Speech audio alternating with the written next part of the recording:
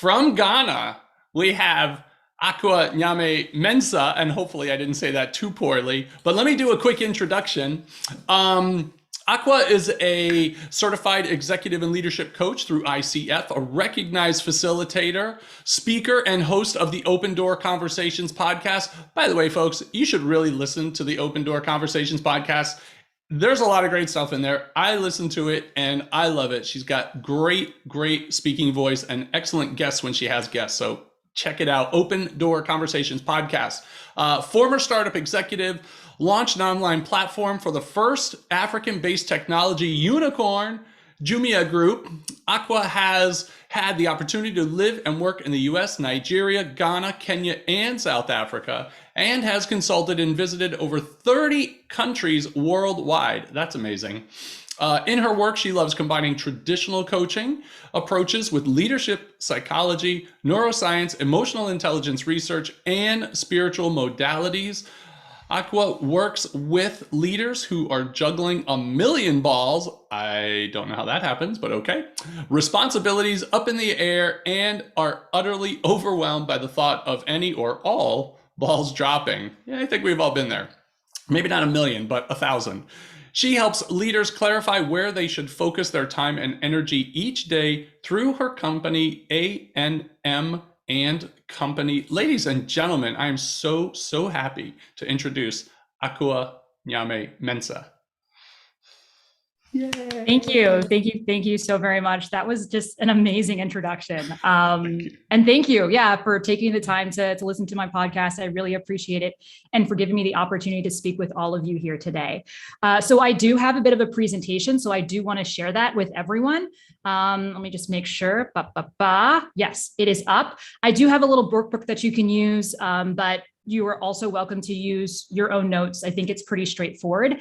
And I'm just, so very excited to share the content I have here today. So let's get into it. I also want to make sure that this is a very engaging session. So if you have any questions, you are welcome to unmute, honestly, interrupt me at any time. Doesn't bother me. I actually love it because I want to make sure that everyone takes away something tangible and something they can use immediately.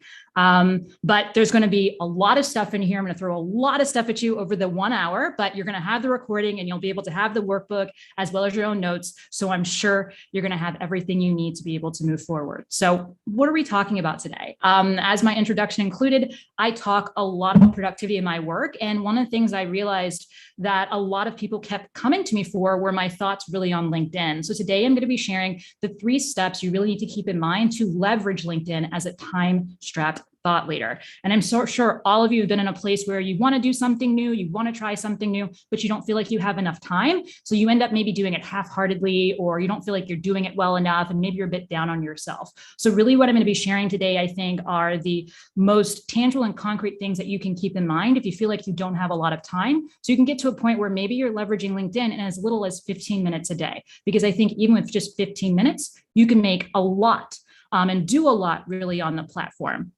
So I always love to start off by just giving everybody, or just inviting everybody to connect with me on LinkedIn. And the reason why I also love doing this is because this forces you to have LinkedIn open. So as we go through this presentation, it gives you an opportunity maybe to start to think about what are some of the things that I can update immediately, right? So as I mentioned before, I want to make this as tangible and as actionable as possible. And so opening it up, you feel free to connect with me if you're open to it. And if not, just having it open there as we talk through this, I think can be incredibly helpful and just give you some ideas on things that you can improve right away. Another thing I want to try and do throughout this presentation is give you some ideas on how you can really show up on LinkedIn. And I think a really great way to show up on LinkedIn is actually to create content, if that's something that you're open to. So the prompt that I have on the screen right now is just giving you an opportunity to think about how you can create content. I'm sure all of you are constantly thinking about how can you improve your coaching, right? You're probably in a lot of these types of sessions, virtual sessions or in-person sessions. And a really great way to actually create some content, connect and engage with others is to share that on LinkedIn. So I'd encourage you to share on LinkedIn if you're open to it. Once again, something from this session. It can be the top 3 things that you took away. It could be 3 questions you still have. It could be a screenshot on something that you really enjoyed from this session, or maybe even a screenshot of all of your smiling faces, just to let people know that maybe you're thinking about your LinkedIn, or this is something amazing that you've had a chance to take part of. And you're also welcome to tag other people, right, as well. So once again, just getting you to start to think about how you can leverage the platform in an easy and efficient way. The things that you do on a daily basis, those are things that you can share on LinkedIn. All right, so just to start off, to tell you a little bit more about who this class is for, I really created this workshop, honestly, initially for myself, because I felt like I was that reluctant thought leader. I had a lot of people telling me that I should be putting myself out there on social media. I also felt like I wanted to be out there on social media, but I wasn't really sure where to start. And I also was very much questioning, like, do I really have anything to share? I also felt like there were times where I was that overwhelmed thought leader or that overwhelmed coach who wanted to leverage the platform. And so I felt like, I didn't know how to be consistent. I wasn't sure how to leverage the platform in a way where I didn't think like it was taking over my life. And so really what I'm going to be sharing today is going to give you an idea of how you can both overcome this overwhelm and how you can also overcome what I like to describe as reluctance. Other people might think about it from the perspective of that imposter phenomenon. But from my perspective, it's a little bit more of that reluctance, right? And I'm just really curious, do either one of those sort of ways in which you might be showing up resonate with you? Let me know in the chat. Do you resonate more with being more of that reluctant leader, maybe not sure how to take that first step out, or sort of holding yourself back?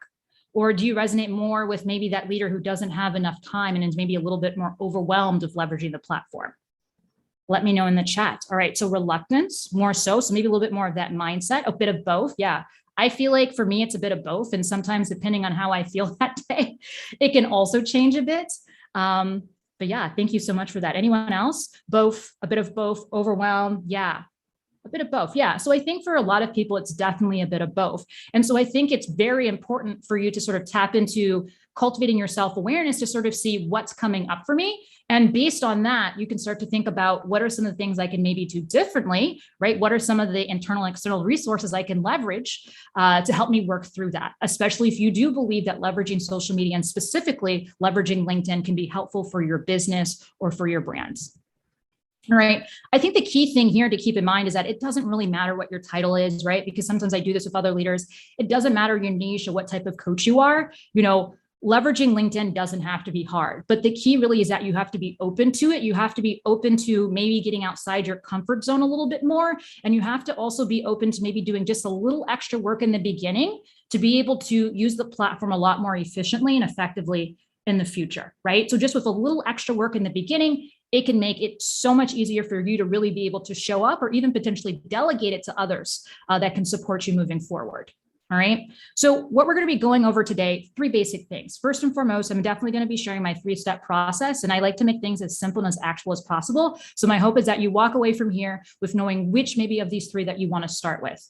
The second thing, we've already started to take some of this action, is I'm going to be sharing things that you can do immediately to update your presence and immediately to update your profile. Okay. And then last but not least, we're going to touch upon, and you're also welcome to ask questions around how to really make sure that you're making the most of LinkedIn, because I'm sure all of you have probably seen those LinkedIn posts and those LinkedIn checklists. They're probably like hundreds and hundreds of lines long. People send them to me all the time. And I'm just like, that's great, but I'm overwhelmed by that. Right. So really recognizing that you do not need to do 100 things in order to be successful on the platform.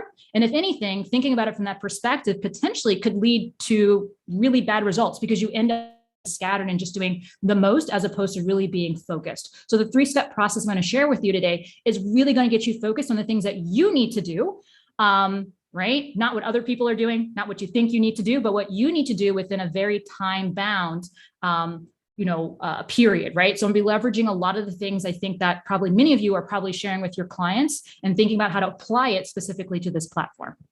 All right, so just a really quick introduction. I already had a really great one. So my name, and I always usually spell it out, is Akua. My father is Ghanaian, and I'm also currently in Accra, Ghana, and he typically calls me Akua. My mom, who's American, typically refers to me as Akua. And for the most part, I've grown up in Francophone West Africa and also lived in Nigeria for a bit, and they typically refer to me as Aqua. I'm not picky about it. I respond to any and all, and I actually will change it depending on where I am. But I just always love to share that because sometimes I'll get people who ask like, okay, where are you from? What are you doing? And just to help clarify that, so that's not taking up space in your brain, just love to introduce myself in that way. And so I'm a productivity focused leadership and executive coach. I use the word productivity a lot, but actually what I focus a little bit more on is actually energy management and self-management. But that doesn't really resonate with a lot of my clients. So productivity is something that I tend to say a lot. And really what I'm sharing with you today is not things that I think work or things that could work, but these are really the things that have worked for me as someone who leverages LinkedIn. And I just encourage you to think about it from that perspective. These are things that have worked for me. I built frameworks, I built worksheets, I'm sharing those with you. And so my hope is that you really are able to take these and think about how you can leverage them in your business. All right. And these honestly are the 3 steps that I use, right, to get all sorts of opportunities, whether it's opportunities like this to speak to individuals like you, or whether it's more of the other B2B work that I do as well. And just to give you an idea of most of the work I do, a lot of it's B2B. So these are just some of the brands that I've been able to work with. And some of them is through LinkedIn, right? So for some of them, I was connected to them, but they saw some of the work that I posted. And I'll be sharing a bit about some of the different types you can post to help get people's minds around what's possible and the value that you can provide. But ultimately, right, LinkedIn is really the best place for you to start to do this because it's a platform that's really focused on economic opportunities, right? There's so many other social media platforms out there. Feel free to use all of them. But I think that LinkedIn is really unique in that people know that people are there, right, for things related to economic development, making money, investments, right? So for me, it seems like it's the lowest barrier to entry and the easiest one to do. I'd love to know a little bit more about those of you who are on the call. I think I have a bit of idea where people maybe are physically, but I'd love to know what is your niche, what is your focus? I know some of you already have shared your LinkedIn URL, so you can go ahead and share that if you haven't yet. But let me know if you've had an opportunity or what your niche is or what your focus is. If you haven't had a chance to download the workshop book, this is the workbook. It's super simple. Like I said, it just has a few notes on there just to help you keep track of the things that we're sharing. But yeah, I'd love to know some of the niches and focuses within the group so that I can make sure that I also provide examples as we move forward that are really relevant for those of you who are in here. So if you can just let me know in the chat, what's your niche, what's your focus, what type of coaching you do, that would be great. And you can also, of course, place your LinkedIn URL as well. All right. Okay. So just to start us off, to give you a little bit more of my background and sort of, why I sort of came up with this, right? I really used to struggle with leveraging LinkedIn, really, really used to. And, when I think back to what that looked like, I think a lot of it came from like overthinking my content so much. I didn't have time to prepare for the things I really enjoyed, right? I didn't have time to prepare for the coaching and for the workshops that I did. I also was very overwhelmed at my feed. And this is something that I hear with, from some of the leaders I have a chance to work with and have decided that they want to leverage LinkedIn, that, going onto LinkedIn and looking at the feed is incredibly upsetting, right? And I would also waste a lot of time just scrolling through LinkedIn, comparing myself to other thought leaders, right? I just spent so much time, what is this person doing? What is this person doing? That I wasn't even thinking about what I was doing and really how I was showing up. All right. And thank you also very much for taking the time to share in the chat. So a lot of, executive coaching, small business coaching. New coach, women leaders. Great. So this is great. Supervision coaching. All right. Very, very helpful. Okay. So a lot of you are doing coaching probably similar to mine. Own your power. Oh, I love that presentation. Thank you all for that. Yeah. So a lot of leadership coaching, right? So really just recognizing, right? At the end of the day, when I was looking at how I was showing up, I very much was like, I want to spend more time leadership coaching, not on LinkedIn, right? So how do I need to show up? What are some of the things I need to keep in mind, right? And so it was really just by getting really, really clear on my strategy, why I was on LinkedIn, that I was really able to overcome a lot of this perfectionism, I get a lot of analysis paralysis, right? When I'm doing that comparison, right? I'm just, what is everybody else doing, right? As opposed to what should I be doing and maybe what I can learn from others or apply from others, right? And I think one thing I just want to dispel at the beginning is that it wasn't by, investing in expensive photographs or videos. If you look at some of my pictures online, like I've been using the same pictures since I started my business, like for the last 4 years, it's been the same pictures. And a lot of the new pictures I share, I took them myself, right? These weren't even things that I went out and had done professionally. And I think for a lot of people, when they're trying to leverage LinkedIn or step into that thought leadership position, their first thought is, I need expensive photos, right? I need to get these expensive brand photos. And I just want to let you know that that is not necessary. I definitely think that's something you can invest in when you feel like you have the resources, but it's not necessary right away. Another thing I hear a lot of people saying is like, oh, I just need more people. I just need to increase the number of followers and connections I have. And once again, I don't actually think that that's always the best way forward. but it's going to come back to what your strategy is. And I'm going to talk a little bit about that in a second. And the last bit is you do not constantly need to be posting, and it doesn't all need to be super pretty and neat. Right? I think that's great if you can do that, if you have the capacity, right? You have the systems in place to do that, that's amazing, but it's definitely not necessary. I know actually a lot of people that do really well on LinkedIn and they never post a picture of their face, never do. And they have a lot of engagement. So there are so many examples of different ways to do this, but it really just needs to come back to what is your purpose for being on LinkedIn, right? What is that purpose? And ultimately, what are you looking to do? And that really should be driving whatever you're showing up on LinkedIn doing.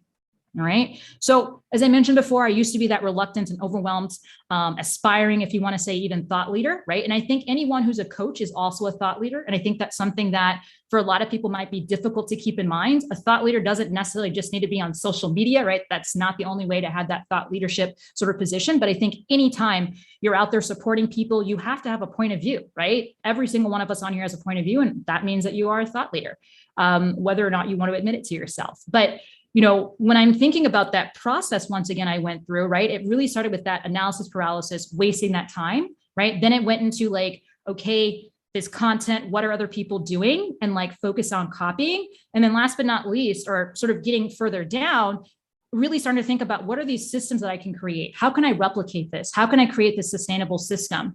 And now I'm at a point where I feel like I'm so comfortable and confident in a lot of these systems that I'm building, right? That I can now pass it on to somebody else, right? Because for so many people, when they get in, and especially a coach, their thought is, okay, well, how can I offload this or how can I potentially delegate it? And I always recommend that you actually start off by trying it yourself and trying to test things and see what works before you try and pass it off. Because if you're not confident and comfortable in what you're sharing, you can't pass that off to somebody else because it's going to come across as disingenuous or not authentic, right? You're not going to get as much engagement, and it's going to be really hard for you to really show up behind that content and stand for it. All right. So really going through this process has allowed me to build a scalable strategy, right? That really allows me to focus on what I'm good at, right? And then most importantly now, because of where I am in my business and what I've been able to create, I can repurpose a lot of my content, right? So for example, I do have a podcast, and from that podcast, that's where a lot of my content comes from. So that's my primary piece of content.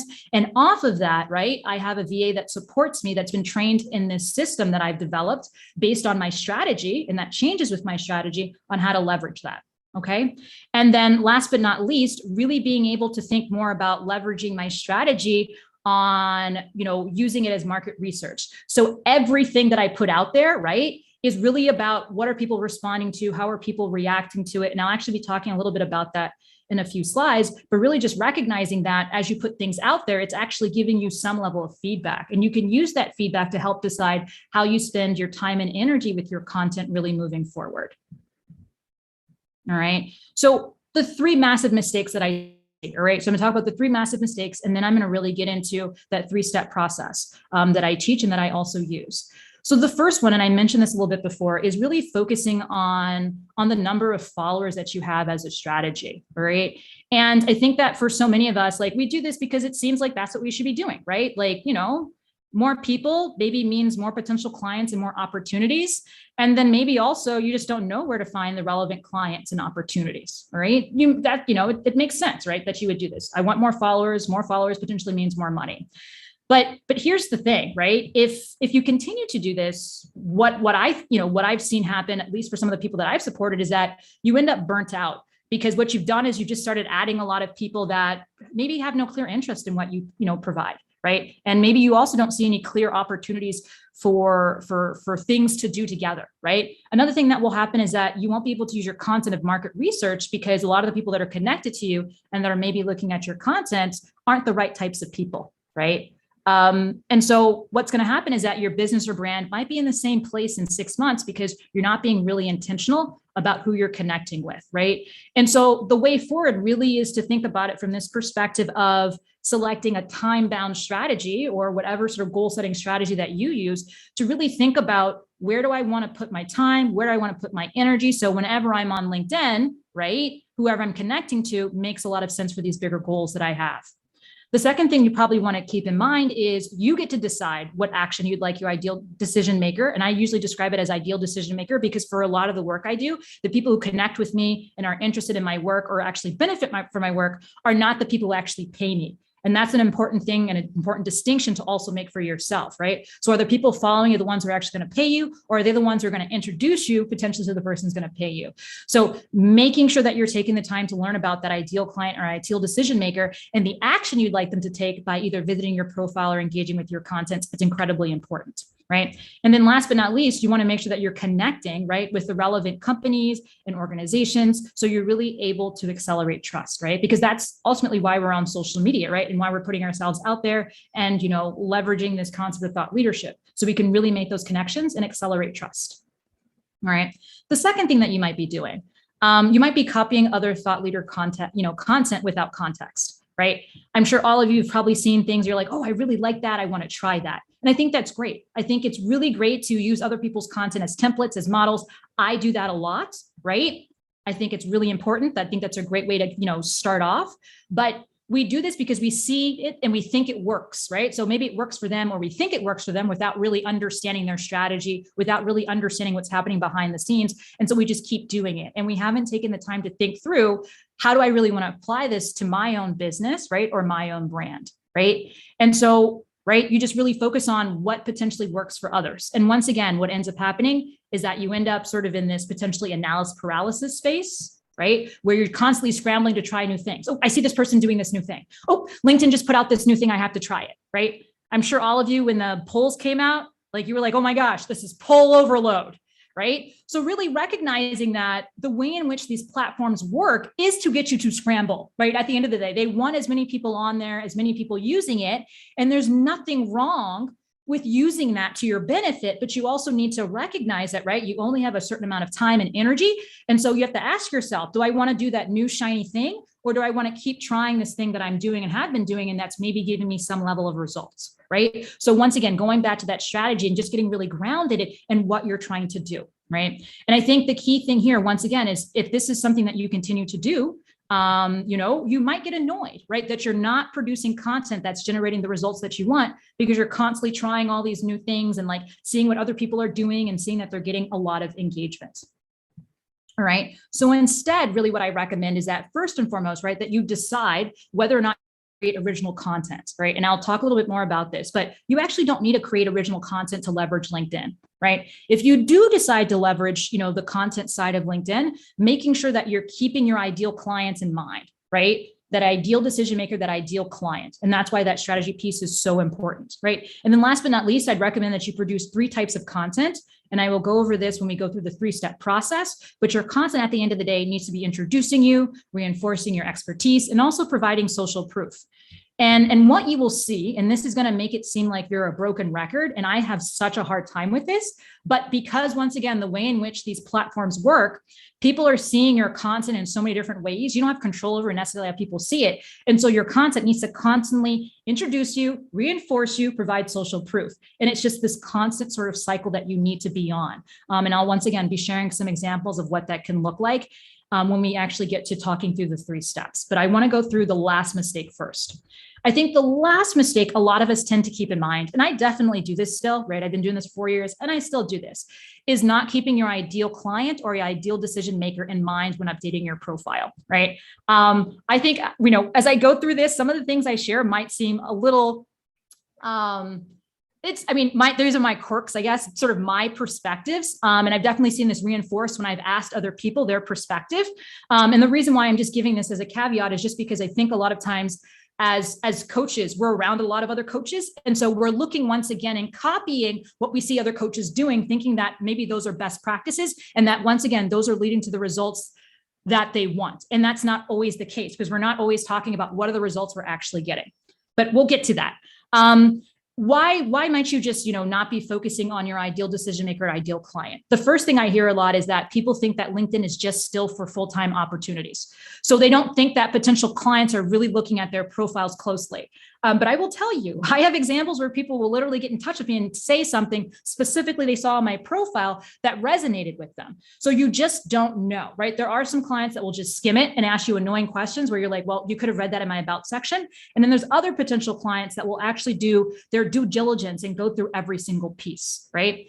Another reason why you just might go through your profile really rapidly and not really pay attention is that you're just not really sure where to start, or it's just overwhelming because there are so many pieces. All right. So what I'll be sharing a little bit later on are the 5 key places I think that everyone should really start to focus on, and just really recognizing that you don't have to update all the pieces at the same time. Right. So what will happen if you don't take the time to really think about your ideal decision maker? First and foremost, you're going to miss out on opportunities because your profile is not optimized, right? So in terms of people actually finding you, right, if they're using the search function, if you're not making sure you're putting in the right keywords that are going to resonate with that ideal client or that ideal decision maker, you're just going to be lost, right? They're not going to be able to find you. And then even more importantly, I think, if you are posting content, your profile is not going to reinforce your expertise, because people are going to be engaging with your content and potentially going to your profile. But when they get to their profile, you'll be like, well, I don't really know what this person does. I'm really confused, right? What are those next steps? So it's really important to recognize that both your presence and how you show up in terms of your content should be really reinforced by that more static piece, which is your profile. All right. So what really should you be doing? One, first and foremost, making the most of the top 5 areas. And I'll be sharing what those top 5 areas are in a second. I think another thing that all coaches should really keep in mind, I think some coaches do a really good job of this, and I'll be sharing my thoughts on how to do this and sharing sort of the formula that I use, is upgrading your recommendations. And I will say, when people do look at my profile, I actually do not put all my testimonials or my recommendations on my LinkedIn profile, because it's actually, it's I find it quite difficult to get people to write really good ones. I do have a process for it, but I prefer actually just using them on my website. And I actually, if you look at my profile, will take some of those testimonials I have on my website and actually use them as images. So there's other ways to incorporate that content, right? And then last but not least, it's really just making sure of every single piece of real estate that you have is really directed towards making sure people have an understanding of the value that you provide, and some of the important things you want them to take away. And just once again, recognizing that you do not need to invest in a graphic designer or photographer to really make the most of these pieces, right? If anything, investing in a graphic designer or photographer might make it difficult for you to update some of these things later on. All right. So let me get into this actual, some of these pieces that I've shared. And what I've done is I've even put together little just case studies to help you think through some of these. And as we go through this, if you have a specific thing you want us to talk through, you are welcome to unmute, and you're also welcome to put it in the chat so we can talk through it really as an example, so I can give you an idea of what this looks like. But there are 3 basic steps, right? As I've mentioned before. The first is really that strategize piece. So making sure that you have a strategy that's time bound. The second is deciding whether or not you want content. And content can also be engaging in the direct messages, so DMs, or posting or commenting on other people's content. And then the last piece is really just making sure that you are updating and auditing your profile based on the strategy, right? And based on what you're sharing in your content as well. All right. So the first, as I mentioned before, is that strategize piece, right? That second piece is really about that content. And the last piece is really around auditing your profile. All right. And that's really what makes, I think, that 3-step process. And I think if you keep that in mind, it's going to be so easy for you to really think about, once again, depending on where you are, where I want to maybe focus today, right? So maybe at the beginning of the month, you focus on that strategy piece. And then maybe towards the middle of the month, you start thinking about, what does the content look like in relation to this strategy? And then maybe towards the end of the month, you make sure that you update your profile if necessary to help reinforce, once again, whatever content you do decide to put out there. But once again, just to reiterate, creating content or creating original content on LinkedIn is not necessary. You can use the platform, I think, very effectively without ever creating anything publicly or sharing anything publicly. All right. And so really together, I believe these are the pieces that are going to help you, not just, make sure you're updating your profile, but helping you build a presence. All right. So let's take a look at each step. All right. So before we get into the first one, I'd love to hear people's thoughts on why are you actually on LinkedIn, right? I'm sure everyone's heard there's a lot of really great stuff out there. There's a great book all about this. Start with your why, right? But when's the last time you actually asked yourself, why am I spending time on this platform, right? So let me know in the chat, and I'm going to share some of the things that, reasons why I'm on LinkedIn. All right. So Eric says opportunities. That's a really great start. All right. Jimmy says to be able to be found, connect with my potential clients and peers. Jackie says, I love networking on LinkedIn and learning from others. Yes. Increase credibility. Okay. Yeah. Connection, great. Yeah. So all of these are really great starting points, right? Heather says, I don't use it enough, right? But do you have a reason to use it? Right? I think it always starts with what is that reason? What is that specific reason that we use it? And maybe that will motivate you potentially to be more on that platform, right? And remembering that potentially can get you back on that platform, right? Because if you don't see you don't see the value, why would you use it, right? Visibility, opportunity, connecting with leadership, networking and learning. Problem is LinkedIn gives me a headache. Yes, it gives a lot of people headaches. Yeah. So hopefully some of the things I share today help shortcut, right? And help you think about where you want to spend your time, right? So maybe you don't spend your time on your feed, maybe you just, make sure you optimize your feed. The feed looks really good. You're blocking people, you're deleting people so that you only see the things that you want, because those are some of the things that you can do on LinkedIn. All right. Connection and opportunities yes, it is becoming a little bit more like Facebook. It is. Yeah.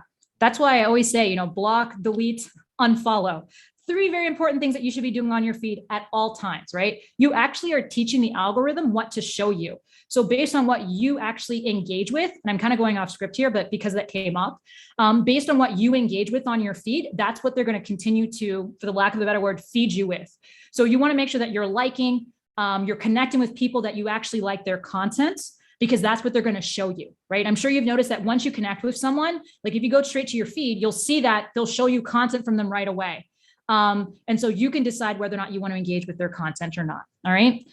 Jackie says, I love meeting other coaches and clients. I'd like to meet more potential clients as well. Great. Yes. And we can talk about what a strategy could look like to find potential clients at a certain, when we get to that part in the presentation. Yeah, these are great. Thank you. Keep them coming, feel free to keep them coming, right? But the first step is really just getting clear on that why, right? And alongside that, right, it's, making sure that you're getting specific enough with what you want to do on LinkedIn, right? So if you're saying potential clients, what type of potential clients, right? Can you find, 5 examples of potential client profiles that you could potentially follow? Do your potential clients work for specific types of companies? Can you follow those companies, right? That's what I mean by getting specific, all right? Another thing I always recommend in terms of strategizing is making sure that you're setting aside a specific amount of time, right? And this is what I teach with a lot of the work I do around energy management and self-management. You can decide how much time you spend on LinkedIn. If you say you only have 30 minutes to spend on LinkedIn every single week, that's going to change how you should show up on LinkedIn versus 15 minutes every single day of the weekday, right? So you need to be very clear, right, with yourself about how much time you want to spend, and then work backwards to where you should focus your time and energy on the platform, right? So if you only had 30 minutes a week, maybe on the platform, maybe all you would do is accept your connections and maybe spend time in the direct messaging, right? Because you don't have time to go on your feed. You don't have time to do these things. That's all you want to do, right? If you want to spend maybe 15 minutes every day, maybe you're in your feed a little bit more and you're going through opportunities, you're liking things and you're commenting, right? But there's so many different ways you can do this, right? And once again, you do not want to focus on what I describe as vanity metrics, right? So I really don't think it's important to focus on the number of followers or the number of people that even comment or engage on your content, because I will show something really, in a few slides where there's so much more that comes from sharing content. And one of the things I see with my ideal clients and decision makers, they don't engage with my content. They really don't. The majority of people who've paid me for my work have never commented on anything I've shared. But you best believe they're in my DMs or they're sending me an email and they're paying me. So just because someone's engaged doesn't mean that they're willing or able or even capable of investing in you. And that's why focusing sometimes on vanity metrics, especially because so many of us in here are executive and leadership coaches, really doesn't make sense for us, right? If you're selling something, for example, like a mass market product, like a book, maybe it makes sense to have more engagement. And maybe because a book can cost as little as $5, it makes sense to focus on those vanity metrics, right? And having lots of followers and lots of connections, because all of those individual people might be capable of buying your book, right? So once again, you have to just understand, why am I on here and what is it I'm going to sell, right? And making sure your strategy makes sense for that. All right. So I'm just curious, have you been doing any of those things? Have you not been setting aside enough time? Have you been focusing on vanity metrics? Have you not been selecting a specific strategy? Let me know in the chat.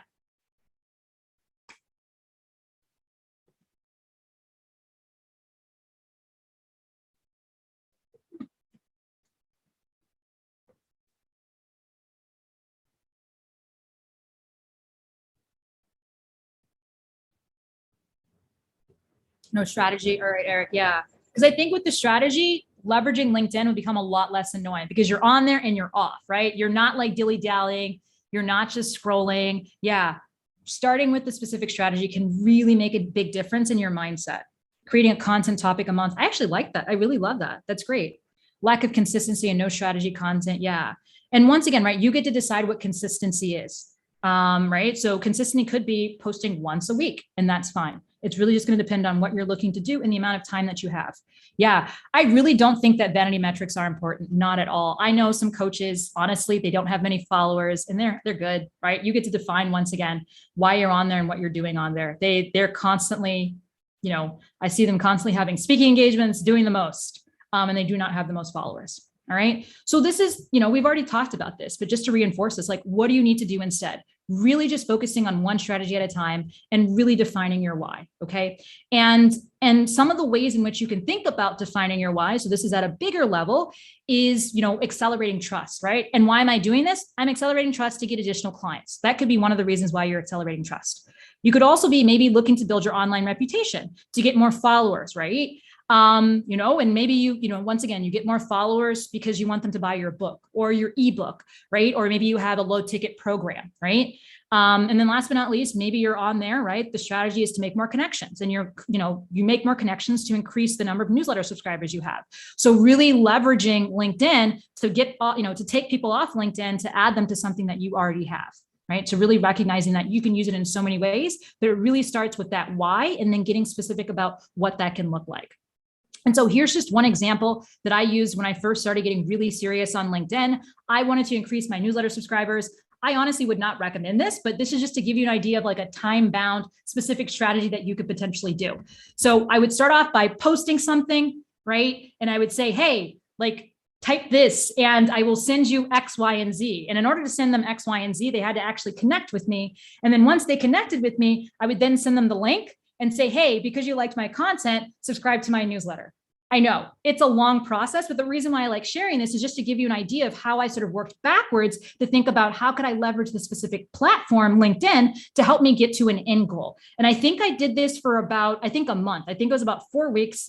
I think I was able to increase my newsletter subscribers by about 75 people. And then I was like, this is way too intense. I need to find a better way for this. And there are definitely better ways, right? So for example, I could have sent people to a landing page. There's so many other ways that I could have done this. But I just decided I was just going to try this. And that's really what I did. And so it was a way to build a genuine connection and then get someone on my mailing list. Okay. So that's just one strategy, one time-bound strategy. Once again, I wouldn't recommend it, but that's sort of the thought process that I went through. All right. So we have a few more things in the chat. Jackie says, I have a VA that posts for me and we've been focusing on vanity metrics such as engagement. Yeah. So Jackie, vanity metrics, such as engagement. So if somebody comments or likes, if you then have your VA go and make sure that you're connected to them and you're starting a conversation with them, then I think it's okay, right? Because then you're thinking to yourself, what's going to lead to business? In my case, I know what leads to business is relationship building, right? I don't have any mass market products. Even my programs aren't very big, right? But if you have a program where you're putting in thousands of people, vanity metrics then become important. So once again, it's just really about what is that business model you have and what really makes sense for what you're creating.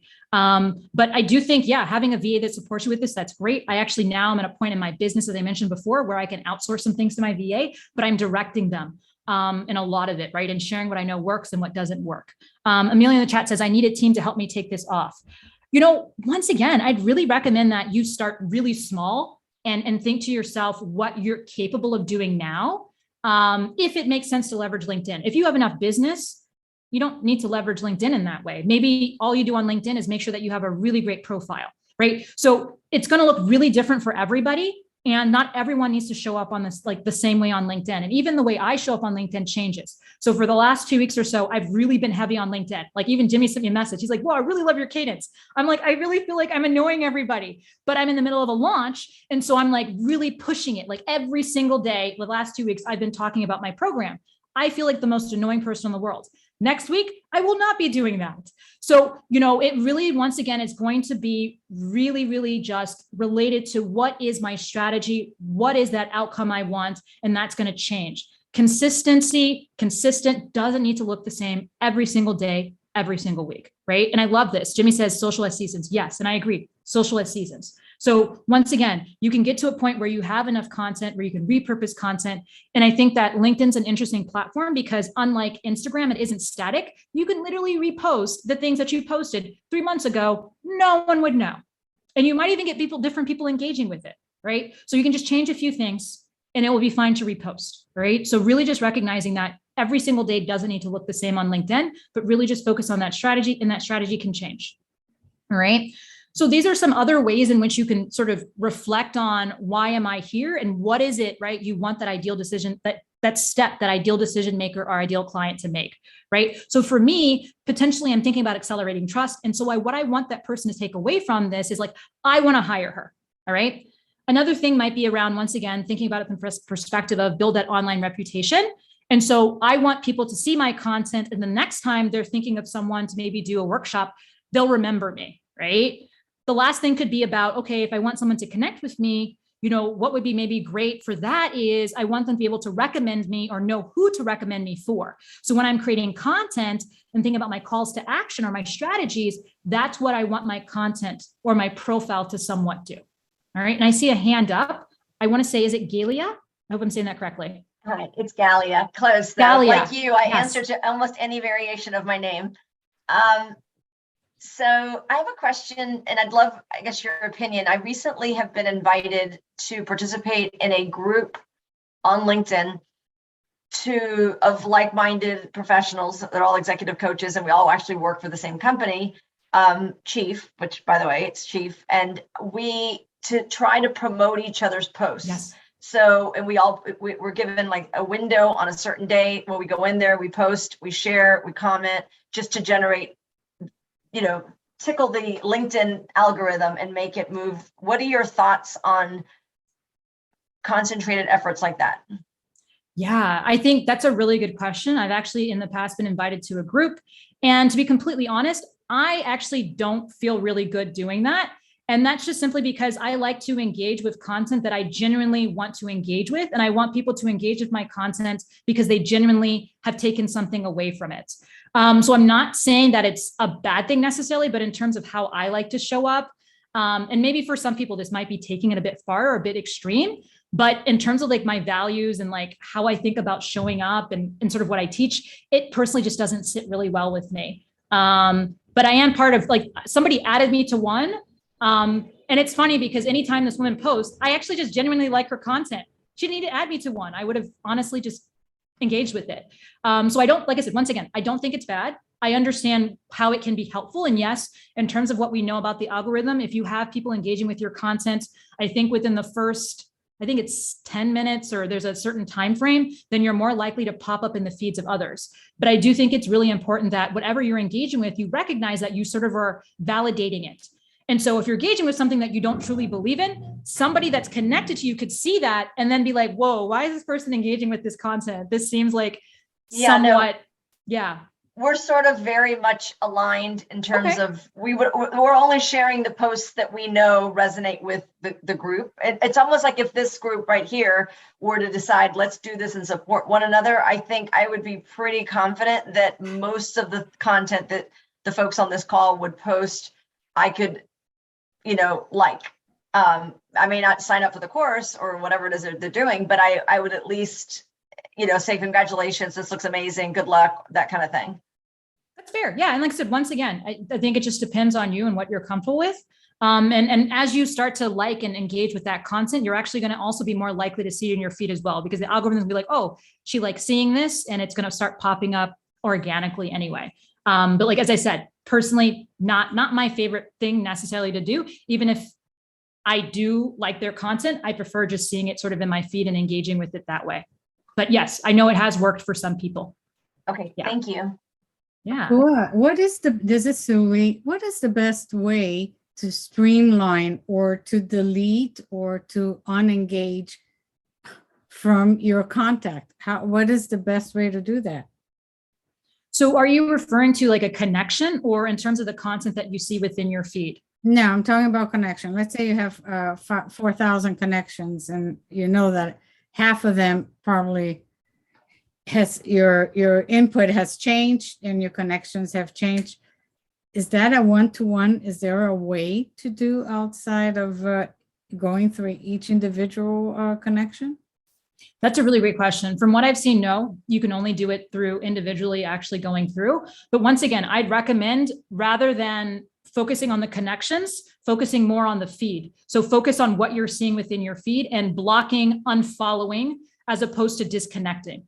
Because once again, spending time unconnecting with people, not really productive, right? But making sure your feed is optimized and showing you the opportunities and content that gets you excited and inspired, I think that's a lot better use of your time. Yeah. Okay. Thank you so much. That makes a lot of sense. Focus on the feed, not on the. That's really what I'd recommend. Yeah. Thank you. Yeah. All right. And maybe if you do have a VA, you can invest in that and you decide that makes sense. Have somebody else do it if you can afford it. Once again, their time is probably better spent on other things though. All right. So yeah, I think, in terms of thinking about like how you can potentially sort of reframe this when you're thinking about showing up on LinkedIn, creating content on LinkedIn, recognizing that none of us are mind readers, right? So when you are creating content, you're coming up with the strategy, you want to make it as easy and as simple as as foolproof as possible. And really you're testing things at the end of the day. So it's so important for you to test it for that time frame and just really see, are you getting the results that you want? And on the flip side, recognizing that you can't also read the minds of other thought leaders and other service providers and other coaches. So really just focus on yourself, right? As opposed to compare. And I think that this particular slide, I love it. I think it's such a good way of like illustrating the issue that a lot of us have on these platforms. We're just so focused on these beautiful posts and like these sales pages and these LinkedIn articles, and we don't know what goes into them. And that's why we really should focus on ourselves, right? As opposed to maybe what other people are doing, because we can try, right? From the surface level, we can try and copy them, but it might not lead to the results that we want, right? So you end up being this, sad face thought leader or the sad face coach or service provider, all right? All right. So getting to the next one, and I know I'm actually, running out of time, but getting to the next one. When was the last time you posted on LinkedIn? Let me know in the chat. So we're getting to that second step, thinking about content. When was the last time you posted on LinkedIn? A while ago, December. Okay, yeah, Jimmy's always in there. Meredith, Tuesday. This week, this morning, 1 to 2 weeks ago. Okay, 1 month ago. Great, yeah. I mean, it's just always interesting to sort of hear where people really are, right? And just really recognizing that what potentially could be happening. If you've decided that LinkedIn is really a place you want to spend a lot of time and energy, I'd really recommend that you think about batching and scheduling your content. And we can talk a little bit more about that if there's some specific questions related to that. Most importantly, if you're creating content, what you really should be doing is following up on the likes and comments. That is the key part, right? So if you are going to be looking at the engagement, if you are posting something, that is your market research right there, right? The people who are hopefully liking and commenting are hopefully also the people who can hopefully give you some ideas on, does this make sense? What do you want to see more of? What do you want to see less of? Right? Would you potentially like to work with me? Do you know anyone who would like to work with me? Right? So there's so many different ways that you can do this. You can directly, put a comment under the comment, asking people when someone says, hey, this was really great. What specific part of this was great? Do you have any ideas of what I can do next? You can also go on the DMs, right? And start a conversation and build a relationship there, right? But at the end of the day, you want to just make sure that you're not copying other thought leaders without context, right? You really want to make sure that it makes sense for whatever strategy you decided to follow. All right. So I'm just really curious, once again, have you been doing any of these things? If you are creating content consistently, are you not batching? Once again, if content is part of your strategy, are you following up on the likes and the comments? And then last but not least, do you find yourself really just copying other thought leaders' content without context? So Jimmy says batch sometimes. Yeah, it's not perfect. I also batch sometimes. All right. Ooh, use a scheduler. I love that to schedule content. Post on my own occasionally, comment on other people's contents. I don't know if it's made a difference. I love commenting on other people's posts. Yeah, when I have enough time and I'm in the right headspace, I love to comment. Recently though, because of my launch, I honestly haven't been commenting very much. What do I mean by follow up on likes? Yeah, so what I mean by that is you can actually see who's liked your content. And so you can actually tag them in a comment to ask them like, hey, what did you like about this? Or actually start a conversation with them in the DMs or just even add them. So one of the things I also love to teach and share with people is that anyone that you're adding, directly, put a little comment in there, like make sure that it's something that's personalized so people have an understanding of like why you connected with them or why that's important. So yeah, that's what I mean by follow up on likes and comments. All right. I add my thoughts when I forward on contents or articles that resonate with me. Yeah, I love that. So sharing other people's content, right? So once again, it doesn't always have to be original. It can be stuff that you find elsewhere or things that you really resonate with. Eric says, I've seen a lot of people have VAs. Any suggestions on where to find a good VA or what service do you use? Yeah. So yeah, a lot of people do have VAs. I'd recommend, getting a VA when you, once again, feel comfortable passing on some of these pieces.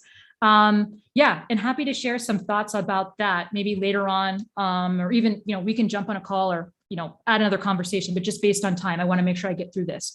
But VAs or anyone who's supporting you with your thought leadership is only as good as what you've created. You can't create thought leadership out of thin air. So you always have to direct others. And once again, if you're not able to do so well, you'll see a lot of your content really flopping. Or potentially not even resonating because your ideal decision maker, your ideal client a lot better than a VA ever would. And a lot of times the support that we get have actually never experienced our services. So how can they even talk about the transformation that we provide? So it's really just recognizing that yes, VAs have a very, I think, like useful role in what we do, but they can only do as well as we, as only as good as we can support them with it. I don't know if that made sense, but hopefully you got my drift. All right.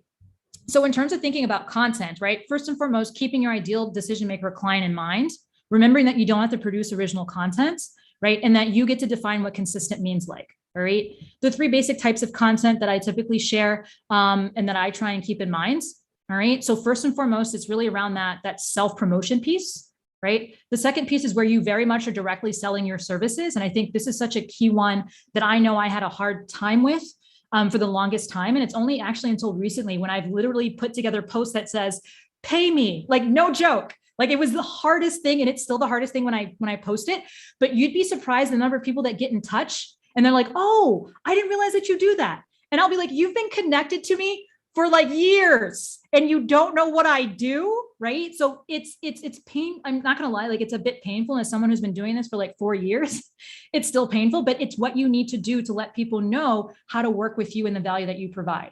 All right. And then the last bit, and this is probably what you see mostly on LinkedIn, is a lot of that, the more thought leadership piece where they're coaching or sharing resources and helping share maybe a perspective or story. But I think all of these types of content are really important, right? Where they're introducing you, reinforcing you, right? And providing that social proof at the end of the day. So just some really quick examples, and I'll go through this quickly. So in terms of like self-promotion, I actually am part of an initiative that all we do is talk about self-promotion because this has been such an important part of my journey and really getting comfortable with this. But just even posting something as simple as your, ICF credential, it's an amazing number of people that will actually like and comment on it. Like I was shocked. And so I think that's just a very easy piece of content that you can share if you're open to it, but just letting people know that you're investing in your coaching, right? Hopefully means that people understand that, you can provide them a lot of value, right? And it could also be like you had a workshop, you can post about that and you can tag people, right? And really recognizing that that's a really great way, I think, an easy way, of course, to show up on LinkedIn. And in terms of thinking about the difficulty in terms of originalness, it's not that hard. It's not like you're creating original content. This is something I've actually done and I want to share it with the rest of the world. The second one, and this is a little bit more difficult to do, I admit, is selling, right? But really recognizing that no one will know they can buy from you if you don't say they can buy from you. And I mean, like, be really direct about it, okay? And then the last bit is really that teaching and coaching piece. So that can be how-to processes. A lot of people are really good at stories. I'm not very good at stories, so I do not share stories. I will sometimes share mistakes, which I guess are technically stories, but like people are really good at this. And another question I get from a lot of people is like, how long does it need to be? And the reality is that it doesn't need to be super long. I know people who post like literally just one sentence, and because it's so good, it really does resonate with people and they'll get a lot of engagement from it. All right. So there's once again, nothing, there's no set number of characters that it needs to be, but really just recognizing it's more about you just being consistent with it and trying different things out. All right. And I'm really sorry. I know I'm going over time. I'm so sorry. I can't, I thought I'd be good with this, but let me run through this, guys. But, in terms of thinking about the, mindset reframe, I just really want to share with everyone, if you can reply to an email, especially an email where a lot of people are CC'd or BCC'd, you can leave a comment. All right. You can do it. And I really would recommend that you try, and actually try doing that first before you think about creating your own original content. All right. And this was something I think earlier on I was promising to give people a better idea of like why just focusing on the vanity metrics isn't that important, is really just recognizing that people can take something away from your content without ever leaving something behind. All right. So you can really inspire others. You can force others to rethink a lot of their assumptions, right? And change their actions, right? You can get people who, are really grateful and are like, wow, this person has a lot of amazing things to say without ever visibly liking or commenting on your content. All right. So just because you aren't getting as much engagement as you think you should, it doesn't mean that you aren't landing. All right. All right. So I'm just going to go through this. Jimmy, sorry. I just want to check in really quickly. We have a hard stop, right? I'm guessing. I can go on for another 15 minutes. If anybody that wants to stay on, then that is fantastic. If you've got the time, then we can go another 15 if you're okay with it. If there's any other questions out there, for sure. All right. I am so sorry, everyone. I thought I'd be able to get this all in, but I think I took too many questions in the middle. But this last piece is just really thinking about that profile piece. All right. And so thank you so much, Amelia. I appreciate it. I'm really sorry for those of you who do have to jump off. Typically I'm able to get it done within an hour. I was just way too excited. That's what the problem was. Way too excited for this. But just curious, once again, when was the last time you updated your profile? Let me know in the chat. The last time you thought about updating, not the whole thing, just a piece. Here's the key thing, right? It doesn't need to be all of it, right? Just the piece. All right. This week. All right. Last month. Okay. Yeah. Once again, it's really up to you. I'd recommend that you just create a schedule just to think about and reflect on what, is my LinkedIn really reflecting what I'm doing now, right? The value I provide. But this is potentially what you're currently doing. And that's why it's so important to audit. You're not making the most of each section, potentially. You're not keeping your ideal client in mind. And I think this is probably the one that I see a lot of service providers having an issue with. You're publishing poor recommendations. All right, Jimmy, I see your hand is up. Yeah, I like to think of, and when I work with, some clients are going through career changes and transitions, I tell them, look, your LinkedIn profile is your living resume, your living CV. Like that is where you should be updating every time you do something new at your job. Put that in there. Any new skill you learn, put that in there. Anything that promotes you as the new you, that should be in there. And by the way, update your resume as often as you can as well. So that should be a quarterly activity, and it saves you so much time when you do have to finally do that. You're like, oh wow, it's already updated. This is so easy. No, I love that. Yeah. So maybe it's like just putting a quarterly reminder in your calendar. That's it. Just that every quarter you're going to have a little bit of time and space just to reflect on it. And once again, you really want to make sure you're keeping that ideal decision maker or ideal client in mind. Question I always ask, have you been doing any of those things? Really straightforward, right? But just, what you really need to do instead is just think about how to periodically review the different sections of your profile and reflect on whether they need to be updated, because some might not need to be updated, right? I'll use myself as an example once again, because I've been doing this launch, right? I've changed my header. I've changed not my headline, but I've changed my banner. I've changed the top of my about section, right? So there's just small things that I've changed to really make sure that it's aligned with the strategy that I really want to focus on for this time period related to my launch, right? And I think the most important piece, once again, when it does come to auditing your profile, and you are thinking specifically about the recommendation section, is giving people guidance on how you'd like them to actually recommend you. Right. I think that's something that I see a lot of service providers could do a little bit of a better job at. And once again, I know if you look at my profile, you'll see that, not all of mine are not perfect, but I do use this for the testimonials and recommendations I have on my website, not just on LinkedIn. In terms of thinking about the top 5 areas, because I mentioned earlier I'd get to this, I really think that the headline is really number one. So I'm going to be sharing what I describe as like headline formulas that you could potentially keep in mind. I think your banner is also a really great place for you to really show yourself off. Honestly, it doesn't need to be related to your business. If you want, it could just be a nice picture, but I do think you need to spend a little time and energy. If you are just using a picture, what is an image you think that reflects you? And if you just do decide to use it about your business, what do you want to put on there, right? I've seen some coaches do a really great job of maybe putting some some logos, right, of places they've worked potentially, right? So once again, that's a way to sort of show your thought leadership. I always usually have some sort of short URL that people could potentially click on, but I typically always just want people to see my face. That way, when I get on a workshop, they're not surprised. This is what I sound, this is what I look like, all right? I do think your picture is important as well, but once again, you don't need to invest in a really good photographer. My picture that I have on mine, I took it myself.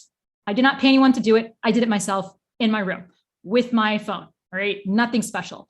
I also think that the about section is overlooked by a lot of people. And I think that a lot of us as coaches have had previous lives. I'd really recommend that you bring your previous life into the about section so that really resonates with others and people can really see what you've done and how you bring that into the work that you do. And then last but not least, and probably most important for a lot of you on here, is that recommendation section, all right? So just going through this really quickly, as I mentioned before, banner, this is what my previous banner looked like. So prior to my launch, I really wanted to talk about my podcast all the time. So this is what I had up there. Yes, I know that the banner is not clickable, but I just wanted that URL there just so that people got used to seeing it. You see my image here. It's just my face smiling. This is actually kind of what I used to look like. I don't have an afro anymore. My hair's a little bit different, but for the most part, it's me, right? And I've used, just a blank sort of color in the background, right? If you don't have a blank color, that's absolutely fine. It's just a way to make your face really pop. What I really do want to focus on actually is what I describe as my headline formula. And I'm going to share that actually in the next slide. So I think that it's really great for you to really think very intentionally about each of the pieces on your headline. Why am I putting this here? And whenever I teach this and share this with people, what I get a lot of coaches doing and a lot of service providers doing is putting in their credentials. And don't get me wrong, I believe in credentials. I have spent a lot of time, a lot of financial resources in my credentialing, but I have to ask myself, will that resonate with my ideal decision maker?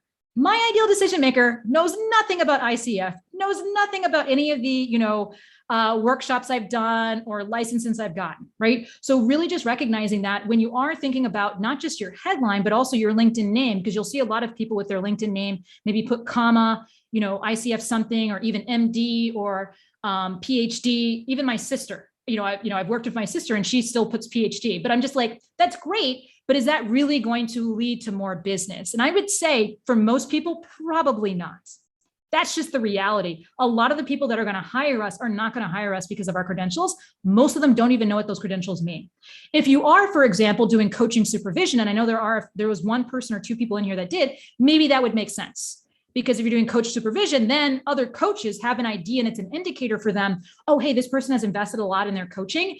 And, with coach supervision, you can also only work, I think, with certain level of coaches. So it might make sense to be next to your name or next to your headline. But for the majority of us, that's probably not useful. And we're just taking up real estate and space that we could spend on other things that would probably resonate a little bit more, right? So once again, when you are thinking about your headline, you really want to think about it and, in conjunction with that strategy that you have. And in terms of your strategy, if it doesn't make sense, I really wouldn't put it on there. I'd really recommend that you think of something else to put there. And then also recognizing that there are other spaces where you can talk about your credentials or the licenses that you have. So in the case of my headline, what I want to share always is my vision. This is what I've had, I think, for the last 2 years. And I'll get a lot of people who reach out. They're like, oh, I really love that. Whether or not they really love it, I don't know. It's a conversation starter, and it's something that at least caught their attention. So I think that this is one potential way that you can go about it. And on this next one, I have some other ideas that you could potentially keep in mind. So at one point in time, I talked a little bit more about a tagline. And then what I've done is I've broken down some other ones I thought that are quite interesting that could also be helpful for some of you on here. So of course you can put URLs on here. So if there's a opt-in that you have, right, you can put that opt-in in your headline as well. If you have a really good way of defining who you support, put that in your headline as well. If you think that a previous job that you had could resonate with your ideal client, your ideal decision makers, put that in there too, right? You can use former or X, it's up to you, right? But there's so many ways that you can really, once again, build these headlines, but I really just would love to recommend that you actually think about it from the perspective of what's going to resonate with my ideal decision maker. And for many of us on here, talking about our credentials, talking about our licenses, and even talking about the fact that we're an executive coach for some people will not resonate, because for so many people, they don't even know what a coach does.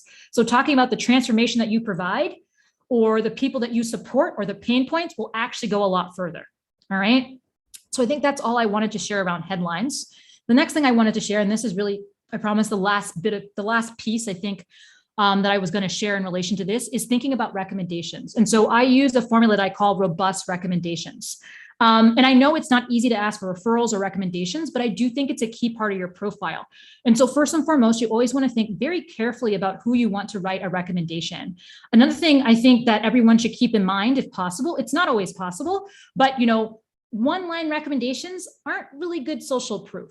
All right. You want to try and get something that's just a little bit more than one line. And let me just I'm just going to scroll down. I have my notes to the side. I want to just scroll down to make sure I get all these pieces here.